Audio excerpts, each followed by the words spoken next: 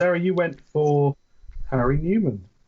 Yeah, I just thought he had a very good season. Obviously, got that injury, didn't he? But I was impressed with what he did at Leeds. I thought, as a young kid, he didn't look out of place. I thought he did a lot of good stuff.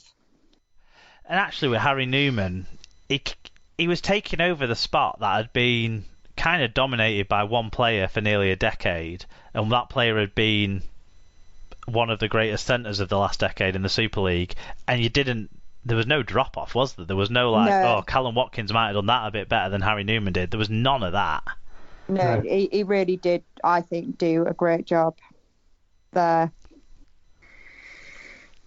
Yeah, and I stayed in Leeds and went for Nikolai Lechki. I mean, I'm always going to favour a prop, but I just feel he's had a real breakthrough this year, and we talked about it on the last show of the season when we were talking about the Dream Team.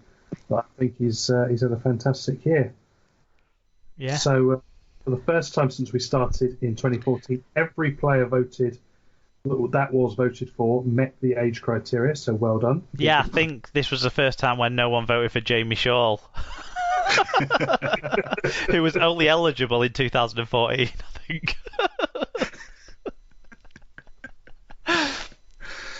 And 5 non-shortlisted players got votes, with 2, Jacques O'Neill and Joe Cater, getting multiple votes. So in third place, it was my choice with 12% of the vote, Nikolai Lechki. In second place, with 30%, it's Sarah's choice of Harry Newman. And therefore, the grand final winner scored the greatest try of the season, Jack Wellesby, with 35%. Oh, that reminds me, I was supposed to do a try of the year one this year, but we just kind of forgot to compile them all as we went along. We could just, call it Wellesby, couldn't we, and just make do with it. But it was Leigh and Marshall. I know. Yeah, I was going to say, I know some people disagree, and some people think it was it might have been that whole KR one, but No, Regan Grace has got 3 or 4 as well that would be up. Yeah, one of Regan Grace's against Leeds when he hadn't scored for the first. Sorry, Sarah, go on. Sorry. I was just going to say, it's that long ago since the beginning of the season. Who can remember all the, to me, that is what you got to give credit to, that Ben Crooks try in the derby and the try from Leigh and Marshall, is that we've remembered them all the way through to December, because they were fucking forever ago. Yeah. At least 10 years ago, weren't they? But yeah, Regan Grace, after not scoring a try for the first quarter of the season, came back on the restart of a bang, didn't he? And one of his tries in that hat-trick against St Helens was unbelievable. To be fair, have we been Bevan French's tries of the year done his own competition? Because they could have done. The one against Salford, where he ran him a riddle when he turned Lola here and whoever was playing fullback in that game inside out twice and then went between the two of them. That was magic. Yeah, I mean, he's just ridiculous player. There you go. We had our on the hop tries of the year, at least conversation, if not award. Yeah, lots of good tries this year. So moving on to coach of the year. So we've presented this twice. In the first year, in 2014, it was won by Darryl Powell. And we brought it back last year for Ian Watson to win it in 2019.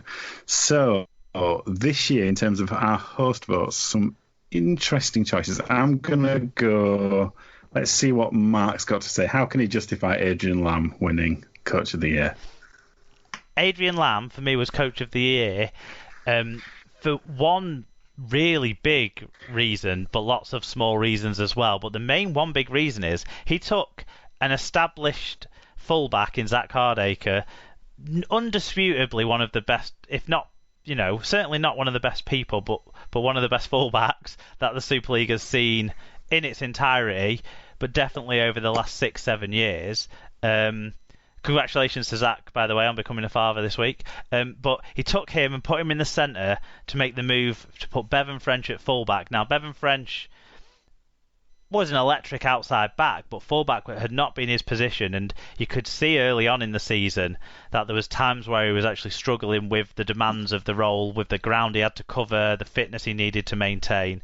But he stuck with it, and that decision kept the masses watching on Sky Sports throughout the second half of the summer and into the autumn and winter, watching, excited about what's he going to do. And that was the courage of conviction of Adrian Lamb to make that move and stick with that move throughout was really impressive. And in between that as well, you might not remember this, but when we came out of lockdown, Wigan had, just before lockdown, Sean O'Loughlin got a serious eye injury in the Toronto game when he was going to score a try, but someone poked him in the eye. And Flower, I think, was suspended but also injured, and Tony Clubb was injured. So Wigan had and George Burgess was barely able to take the field all year. So Wigan had the core of their pack that they were expecting to play, and most of their experience taken out of that side. And yet he managed to get a side competing with all these young forwards coming in. Joe Shorrocks, Ethan Havard, Ben Kilner for a game. All played like they are Super League players. And so I think not many overseas coaches come in and give the young kids a chance like he did, but also the decisions he made. And he won the League Leaders' Shield. I think that's a fair enough defence. Thank you. Sarah, what did you have to say about Christian Wolff coming in to pick up a already winning side? Why is he coach of the year? It was an already winning side, but you've got to keep it going, haven't you? And Saints were by far the form team of the year all year. They were undisputable winners, and I found it quite difficult to think of anyone else, really. Yes, Mark's made a decent case for Adrian Lamb, and Agar won the Challenge Cup, but I think, the whole of the year has been a bit strange. There are bits that you could probably argue for lots of different coaches, but overall, this season I decided to go for the one who had won the most. So, Tim, can you tell us why Richard Agar is the right choice? For me, it was the cup run with Leeds and galvanising them together, and getting there and winning the Challenge Cup. It's one of the major pieces of silverware, but also having being able to settle the young players into that side, being able to get the best out of Richie Myler, for example, and get that side functioning after what had been 2-3 dysfunctional seasons. Yeah, that's why I went for Agar. For me, he unlike Lamb and Wolff, he took over a team that was so shambolic they managed to lose to Bradford for goodness sake, and he completely changed that team and made them a much better team, much against people's initial thoughts when he was actually recruited. There was not a lot of positivity about that recruitment. Noise, to say the least. And actually, you've got to say, I think for me, Agar's done an absolutely top job at Leeds. So, in terms of other votes, I think Christian Wolff has stolen votes off Justin Holbrook. It's not the only thing he's inherited, but Justin Holbrook managed still to get one vote as an NRL coach. So is it his nice impression on the St. Helens squad lasts into this year, so we'll let that one count. In terms of other people to get votes, McNamara, Powell, and Last got votes. Obviously not from the Hull FC board, with Ian Watson also getting multiple votes. So the aforementioned Ian Watson managed to finish third with 12% of the vote. It was a tie for second between Adrian Lamb and Richard Agar, who both had 19%. And the winner was Christian Wolff with 42% of the vote. Bit of recency bias there, I think. Well, like Sarah said, he won the big trophy at the end of the day. You can't knock the coach that wins the big trophy. as much as I would try to, because I kind of feel like he got lucky. For me, it does feel like he's slightly ridden on other people's coattails, and I think next year and the year after is going to be the real test of his leadership, I think.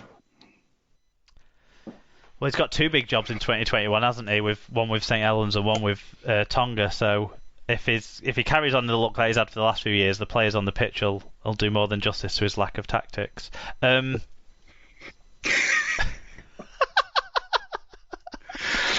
he won the grand final. Right, community heroes. I suppose we take a little bit of a break here from the kind of announcing award winners to give a mention to people who are all winners. So we're going to mention all the people who got shout-outs in our community hero category. Quite a few of these people, these teams or these individuals or what have you, got more than one mention. It's not a category that everyone puts something forward for. So what I would say is for next year, keep your eye out on what goes on in your local community game, guys, listeners, because I think it is worth shouting out as many people as possible. And the first three of the nominations that we got in this category do give a shout out to as many people as possible, because the first one was all amateur committees trying to keep their clubs going. The second one was just all people involved in the community game. Like it said, what a shit year to be a helper or administrator or a groundskeeper or anything at a club.